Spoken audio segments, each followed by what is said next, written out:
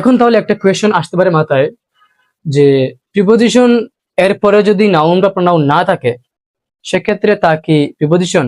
না। খেয়াল করো, আমি যদি বলি প্লিজ, এটা ভার্সিটির কোয়েশ্চেন, খুব ভালো করে খেয়াল করো। প্লিজ কাম ইন, এই সেন্টেন্সে ফোকাস করো। প্লিজ কাম ইন, কাম হচ্ছে ভার্ব। ওয়েল, প্লিজ তো হচ্ছে এখানে একটা রিকোয়েস্ট বোঝাচ্ছে, আমরা এটাকে যদি স্কিপ করতে পারি চাইলে। ইন, কাম, আসো। কোথায় আসো? ইন, ভেতরে আসো। তাহলে খেয়াল করো, হোয়াট ইজ অ্যাডভার্ব? অ্যাডভার্ব হচ্ছে একটা ভার্ব কিভাবে হচ্ছে, কোথায় হচ্ছে, কখন হচ্ছে।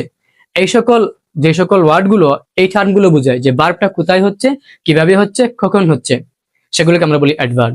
তাহলে এই যে কাম একটা ভার্ব, কামকে কি করলো? ইন দ্বারা বোঝানো হলো যে ভেতরে আসো, কোথায় আসো, ভেতরে। তাহলে ইন কিন্তু এখানে প্রিপোজিশন না, ইন হচ্ছে এখানে অ্যাডভার্ব।